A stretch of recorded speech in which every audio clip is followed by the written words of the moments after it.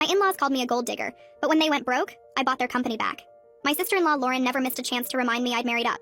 Every family dinner ended with subtle jabs about being a mail-order bride, and how lucky I was to be plucked out from my country. It hurt. It wasn't like I got to choose where I came from or how much money I grew up with, but the fact that I was accused when I married for love hurt. I really loved my husband. He had a kind smile, acted patient when I was stubborn, and more romantic than any storybook romance. My husband tried defending me, but I saw the exhaustion on his face every time his family told him he made a mistake marrying me. But when the pandemic hit, their family business tanked. Lauren sneered, "Oops, time to send you home to your third world country."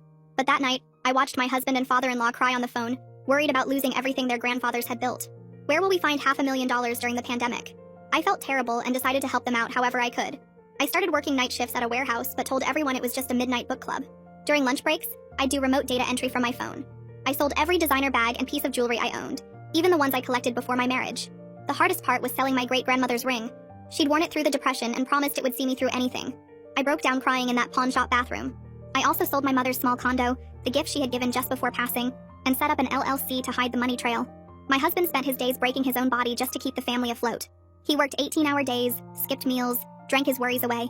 When the business started laying people off, he stayed in the office to cover their work, practically drowning in it.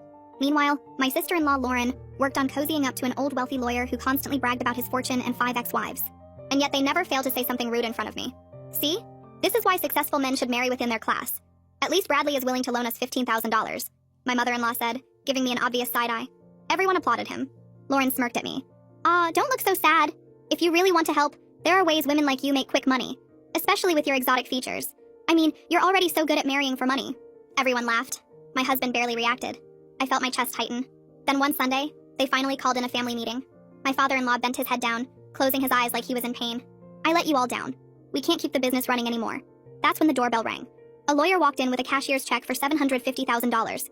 "Your anonymous benefactor insists on saving the company." "Who?" My father-in-law grabbed the check like a lifeline. The lawyer hesitated. "She insisted on anonymity, but—" "Tell us now," Lauren shouted. When he said my name, the room exploded. "What?" Lauren screamed. "Check that check. She's lying. It's fraud. She probably slept with someone for it." "Where did you steal this?" my mother-in-law whispered. I quietly pulled out every receipt. The warehouse pay stubs, the pawn shop records, the deed transfer from my mother's house. My hands were shaking so bad the papers scattered. "You sold your mother's house?" My father-in-law's voice cracked. "The one you grew up in? For us?" Lauren was still standing, mouth twisting. "You're lying." My husband saw my warehouse uniform in my bag, saw the ugly way my hands calloused. "Oh my God, what have you done to yourself?"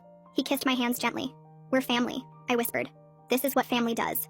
3 months later, the business was thriving again, and the family accepted me with open arms. Well, except Lauren, who refused to apologize, but at least she wasn't hostile around me anymore.